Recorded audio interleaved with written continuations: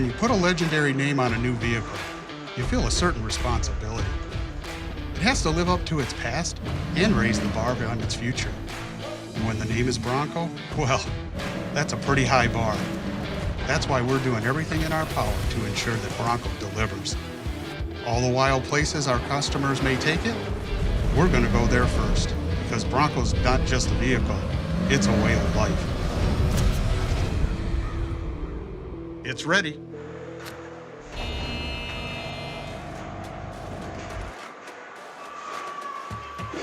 There is a beauty and grace to an American assembly plant that you really can't find anywhere.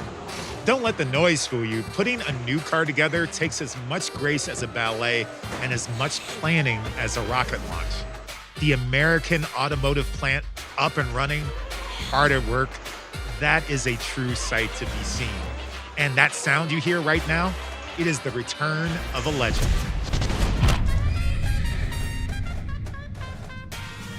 Hello, everyone. I'm Sonari Glinton, and I'm the host of the podcast, Bring Back Bronco. I'm a Ford baby. My mother worked at Ford for 30 years. I worked my way through college at a plant just like this one. Actually, my mom's best friend, Cassandra Smith, like another mother to me, she worked here as well, back when it was known as Michigan Truck Plant. These walls hold a lot of history, but this is a place with a future, a place of innovation. And nowhere is that more evident than the modification center where I'm standing now.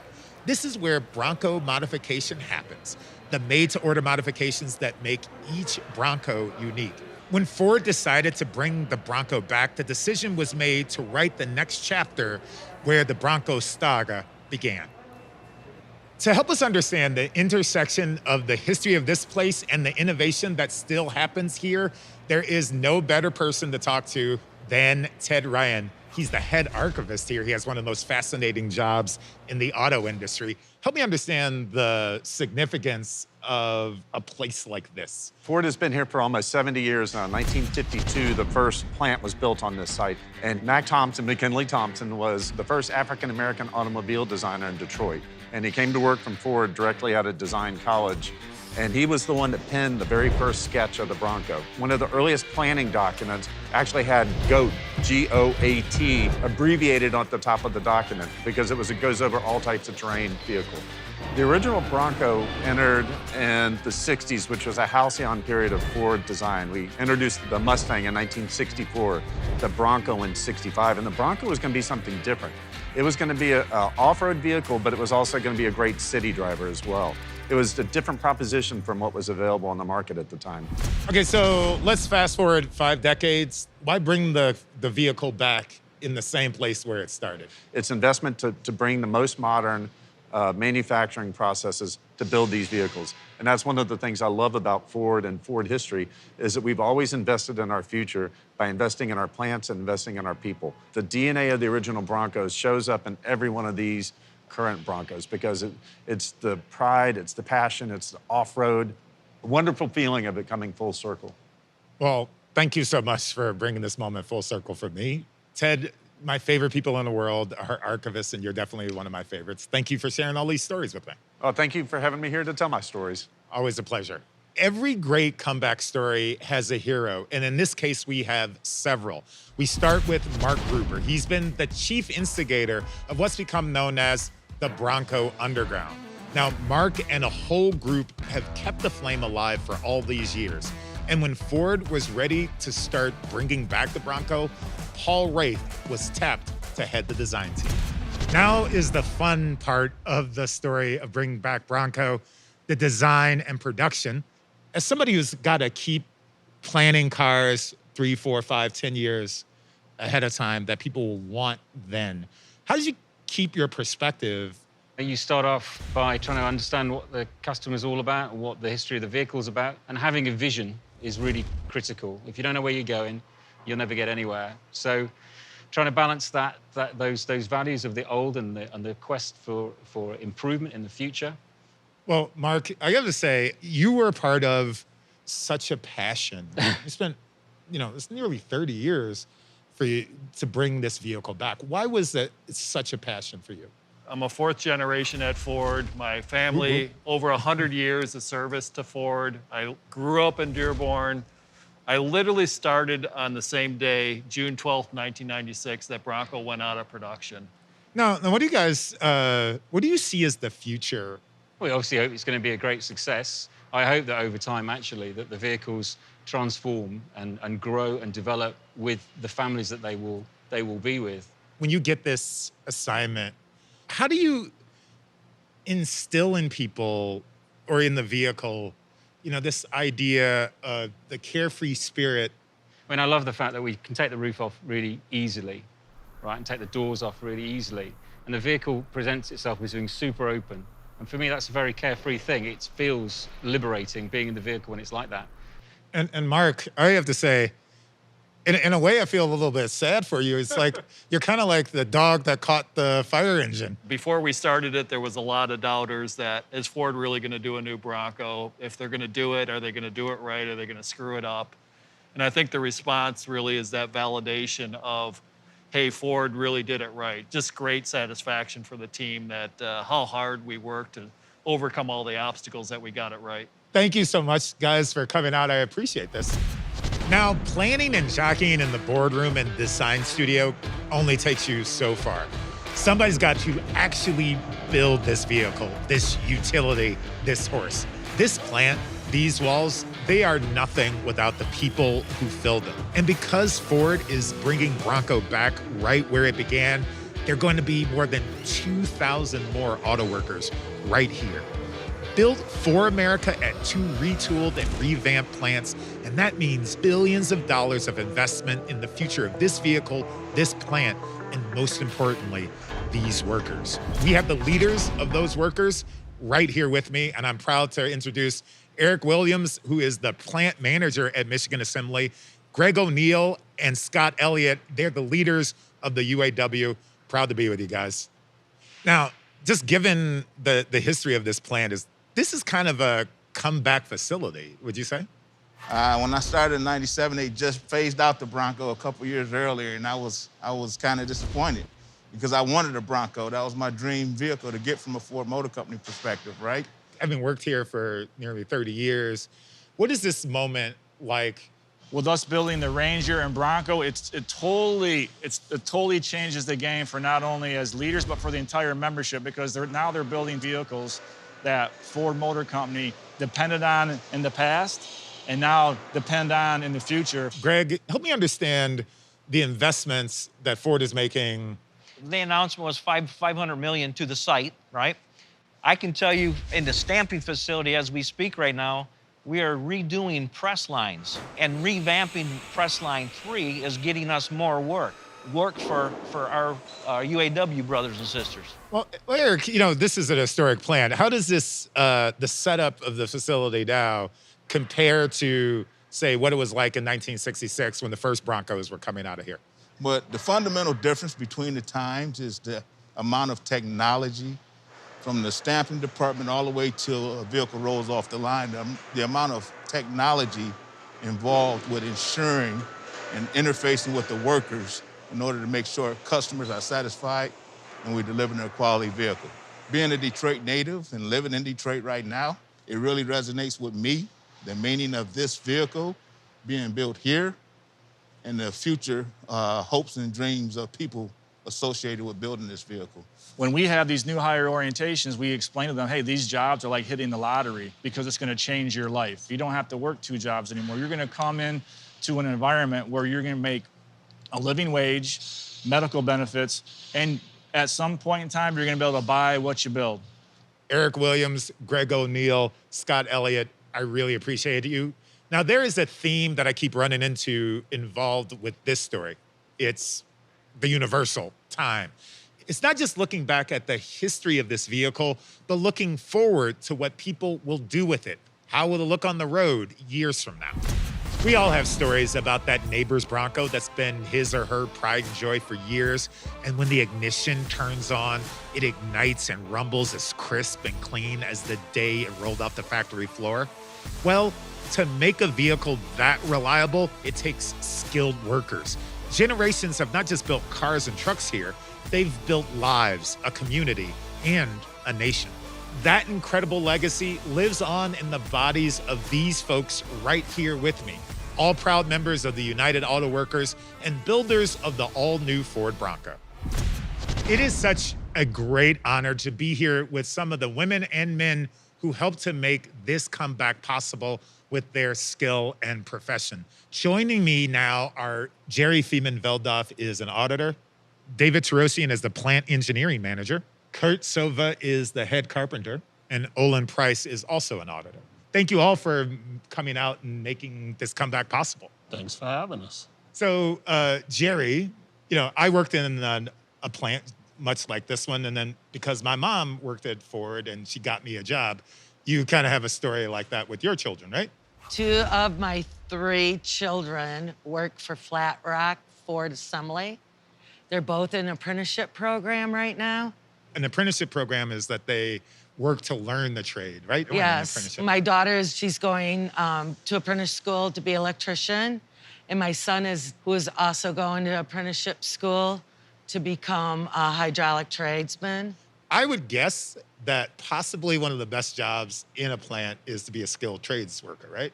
Yes. And speaking of, you have an even greater connection to the Bronco because you collected one, and somewhere behind us is a Bronco that you helped to restore. Yeah, I've collected Broncos since 2009. I actually have 14 of them. 14? Are they all running? More than half of them. 3/4 of them are, and some are in project mode. What makes you commit so much of your life to this brand of vehicle? Everybody, if you're driving a Bronco, it's thumbs up. They want to see it. They want to take pictures of it. And that's why when I seen the design that they did, these based off the early ones, Ford, they knocked it out of the park. It's just the best design I think that they could possibly come up with, because it's just the coolness factor that everybody wants in a vehicle. You worked here in '94 on the old Ford Bronco. What is it like to be working on a new one?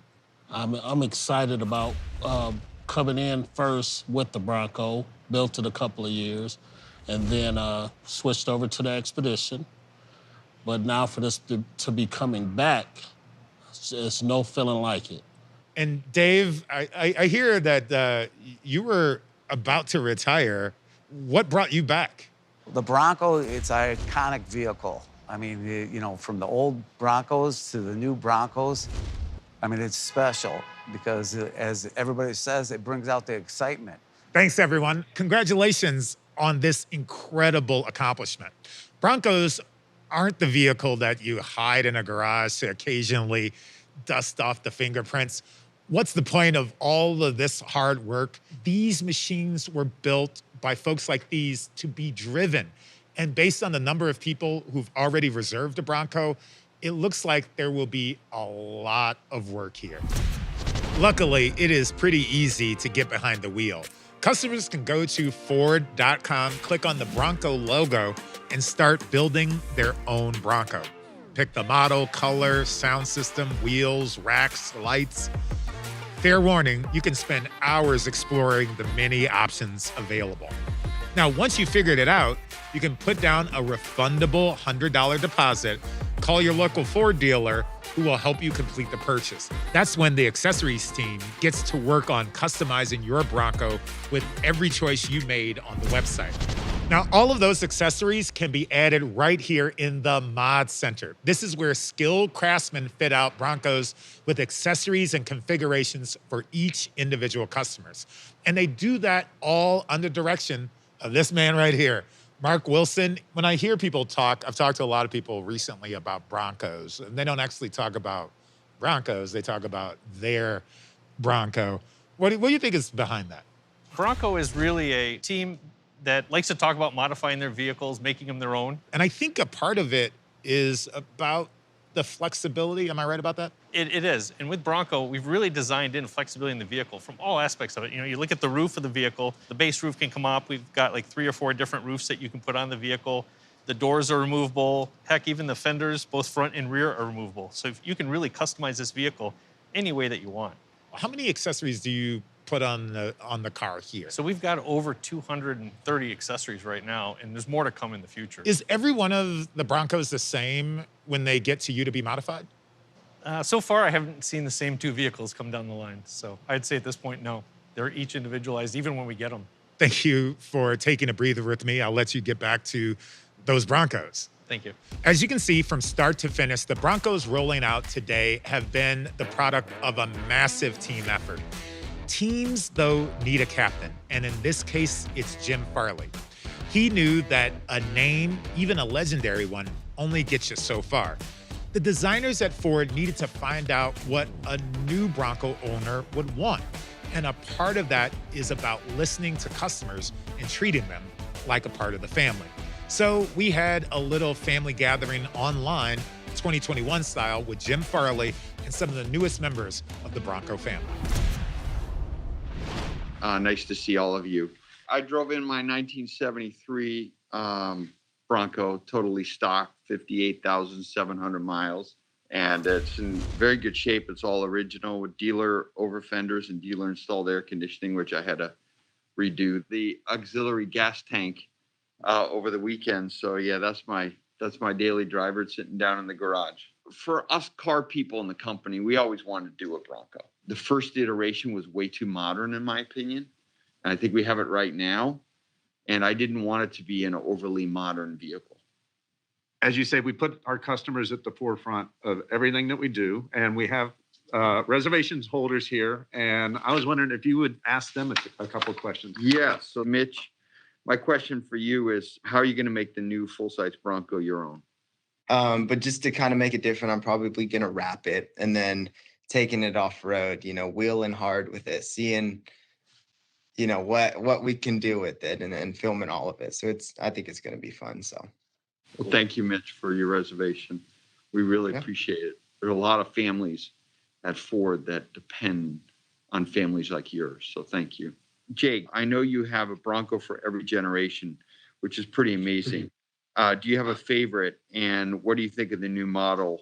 Well, I have 5 kids too. So to ask me, which of my 5 children are my favorites, you have to be careful with that question. So this new Bronco not only brings kind of the look and the feel that we love so much of the classic Bronco, but it's going to bring, Ford's new technology, safety features. Totally. Makes perfect sense. Cassie, so I have to ask you, I know you do a lot with your dad. Do you think your dad's going to be jealous? My Bronco is going to be used as my daily driver. These aren't so much the daily driver, although I do ask him at least once a week, can I drive a Bronco to work? And the answer is going to be no. Drew. We're going to get this new Bronco to use it. We're going to use this Bronco the way they were meant to be used. We're going to need to do a lot of off-roading with it.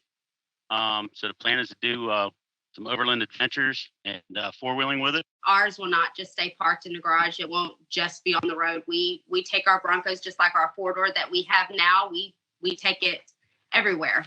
Well, thank you, Amy. And Warren, I'll have to turn to you for the last word. Here in New Hampshire, we have the Trans New Hampshire Overland Adventure, and we also have the New England portion of the Appalachian Byway. So that drove me to a Badlands. It's so interesting that each of you, in your own way, you're going to use these vehicles. You're going to create new memories that you don't have today. That's what gets us up in the morning. And I want you to know that you're now officially part of the Ford Motor Company. Well, Jim, thanks so much for being here today. And it's exciting because the new models are rolling off the line even as we speak. Thanks for all of you. To all of you. All the very best. Well, because as the owner of qualified Bronco models, you get a sort of golden ticket. It's an invitation to a once-in-a-lifetime experience called the Bronco Off-Rodeo. Because owning a Bronco isn't just taking a title to a vehicle. You get to join a family of off-roaders, and you can embrace a tradition that's as old as the first Bronco and as new as any undiscovered wilderness just over the ridge. The UAW workers at the Michigan Assembly Plant have made this Ford baby's dreams come true, and they are hard at work, proudly building the now 6th generation of Broncos, which will soon be united with their new owners. And after 25 years of waiting, I'm pleased to report that Broncos are shipping from this plant to dealers as we speak. So don't get left at the trailhead. If you haven't done so already, head to Ford.com to build and reserve your Bronco 2-door or Bronco 4-door right now, because Bronco is back. Built wild, built for America, and built Ford proud.